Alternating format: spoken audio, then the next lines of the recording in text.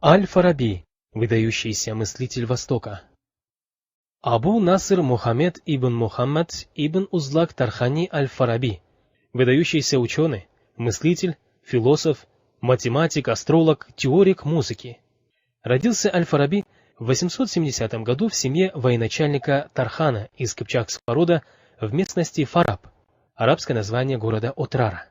В детстве Аль-Фараби отличался любознательностью, старательностью и этим выделялся среди своих сверстников. Учился в медресе в городе Отраре, а затем продолжил свое образование в городах Шаш, Самарканд, Бухара. В возрасте 12-16 лет в поисках знаний отправляется Аль-Фараби в Багдад, где в то время был дом ученых Бейт-эль-Хакма и одной из богатейших библиотек мира. Учителя и воспитатели сразу заметили уникальные способности Аль-Фараби и помогли ему отправиться на учебу в города Ближнего и Среднего Востока. Многие годы жизни провел ученый в Багдаде. Багдад в то время являлся политическим и культурным центром арабского халифата. Существует свидетельство, что до своего увлечения науками Аль-Фараби был судьей. Рассказывают, что однажды один из близких людей отдал Аль-Фараби на хранение книги, среди которых было много трактатов Аристотеля. Аль-Фараби начал листать эти книги и увлекся ими. Аль-Фараби до приезда в Багдад владел тюркским языком и некоторыми другими языками, но не знал арабского. К концу жизни он владел более 70 языками. Первые годы жизни Фараби в Дамаске не была легкой.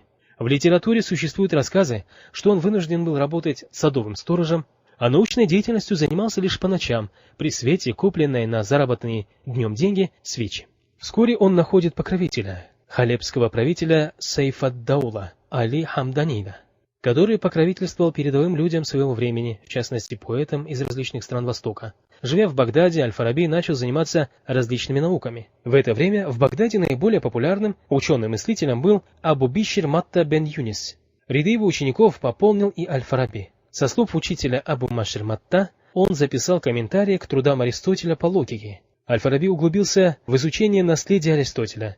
Он обретает легкость восприятия идей и совокупности задач и огромный вклад и проблем, поставленных великим греком. За энциклопедические знания, огромный вклад в развитие науки и культуры стран Востока и Запада, Абу Наср Аль-Фараби получает звание второго учителя мира после Аристотеля.